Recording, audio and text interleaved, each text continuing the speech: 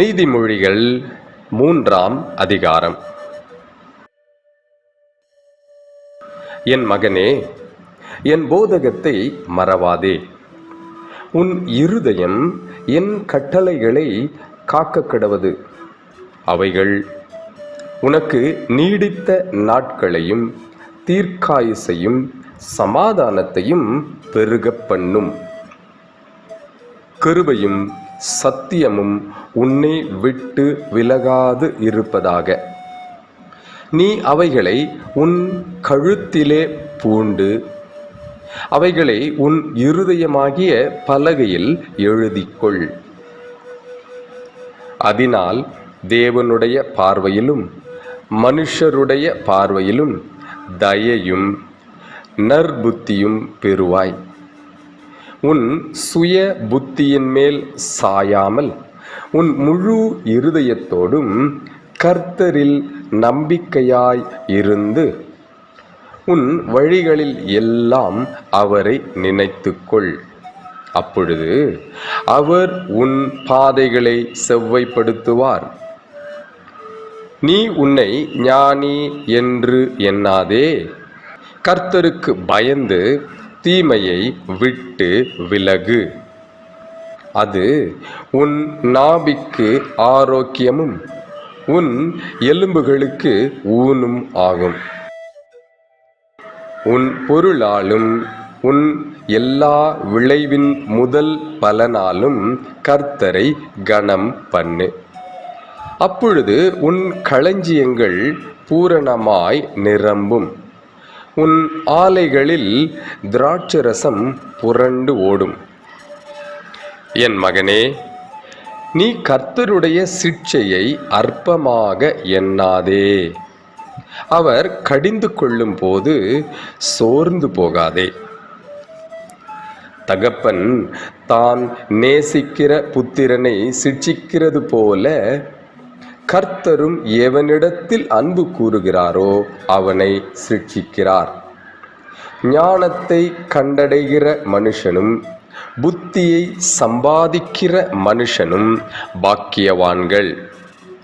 அதன் வர்த்தகம் வெள்ளி வர்த்தகத்திலும் அதன் ஆதாயம் பசும் பொன்னிலும் உத்தமமானது.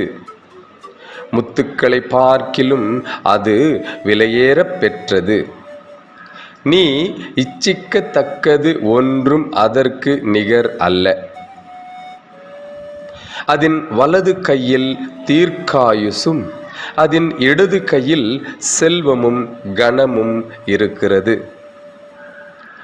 அதன் வழிகள் இனிதான வழிகள், அதன் பாதைகள் எல்லாம் சமாதானம். அது தன்னை அடைந்தவர்களுக்கு ஜீவ விருட்சம். அதை பற்றி கொள்ளுகிற எவனும் பாக்கியவான். கர்த்தர் ஞானத்தினாலே பூமியை அஸ்திபாரப்படுத்தி புத்தியினாலே வானங்களை ஸ்தாபித்தார். அவருடைய ஞானத்தினாலே ஆழங்கள் பிரிந்தது, ஆகாயமும் பனியை பெய்கிறது. என் மகனே, இவைகள் உன் கண்களை விட்டு பிரியாது இருப்பதாக. மெய்ஞானத்தையும் நல் ஆலோசனையையும் காத்துக்கொள்.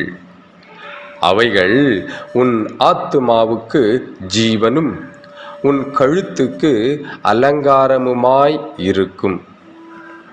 அப்பொழுது நீ பயமின்றி உன் வழியில் நடப்பாய், உன் கால் இடராது.